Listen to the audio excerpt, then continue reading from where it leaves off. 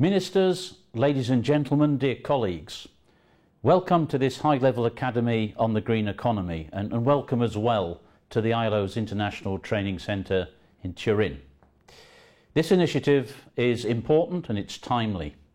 The power of climate change to damage infrastructure, disrupt business activity and destroy jobs and livelihoods, and this on an unprecedented scale, is already well demonstrated. And studies by the ILO, the OECD and the World Bank have all shown that unchecked climate change will increasingly and massively undercut economic growth and jobs. Many people have tended to see the future as a choice between creating jobs or preserving the environment. But I don't think I have to tell you that environmental sustainability is more than compatible with the creation of jobs. In fact, greener economies can be engines of growth, and this in both advanced and in developing economies. They can generate decent green jobs that contribute significantly to poverty eradication and to social inclusion. And so the good news is that the transition to a green economy could generate up to 60 million additional jobs over the next 2 decades. In fact, recent studies for Europe show that a gain of just 1 percentage point in energy and material efficiency can lead to up to 200,000 additional jobs.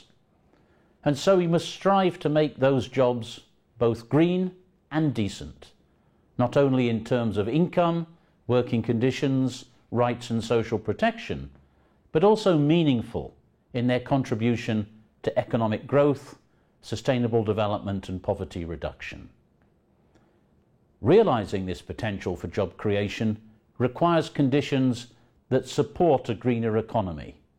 For example, both small and medium enterprises and larger firms in energy and development grapple with the problem of finding workers with the right skill sets.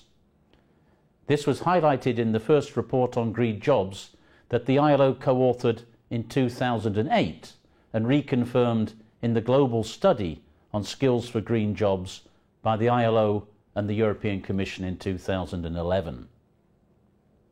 Green economies also hold a huge potential for new investment. It's estimated that the world market for environmental technologies, led by the field of energy and energy efficiency, could be worth well over 4,400 billion euros by 2025. And the private sector will be a key driver, but in the end, policies matter as well. Governments can facilitate the transition to a greener economy by helping to remove market and pricing distortions, offering effective incentives, and creating proper regulations for business, consumers and society, so that they can play their part to the fullest. From the ILO's own perspective, the transition to a green economy will only succeed with the active engagement of the world of work, the governments, employers and workers, who must play their role as active agents of change. Indeed, we've been working closely with our constituents, promoting effective social dialogue to create the conditions for just such a transition for all.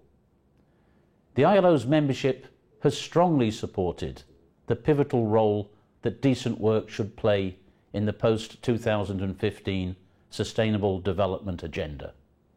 It will also be a central element of the ILO's agenda and future programme of work. Last year, our International Labour Conference adopted conclusions on sustainable development, decent work and green jobs that contain a policy framework for a just transition to a greener economy. And a green initiative forms part of the ILO's centenary priorities that will shape its agenda as the organisation enters its second century in 2019. In the call for global action on climate change just 2 weeks ago at the Climate Summit and the UN General Assembly, the need to promote jobs and protect the livelihoods of those affected was widely recognised. Partnerships are critical for success. Since that first Green Jobs report in 2008, we've actively partnered with UNEP, with the International Trade Union Confederation, and with the International Organization of Employers under the Green Jobs Initiative. Building on this alliance of the willing, Page provides a powerful vehicle to expand delivery and maximize the impact of our work.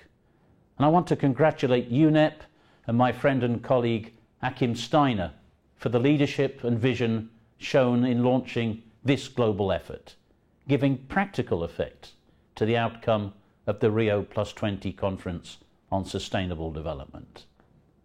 And now, the Global Academy on the Green Economy offers a unique opportunity to bring together Ministers of Environment and of Labour, as well as other high-level government representatives and our partners in Page, to facilitate global experience sharing and peer-to-peer learning. Colleagues, I believe this initiative can also facilitate the adoption and implementation of effective national policies by creating a stronger global community with the common purpose of advancing the green economy. And I would say, with decent jobs. So I hope you will find this experience enriching and helpful in your future work. I wish you all the very best for a successful academy. Good luck.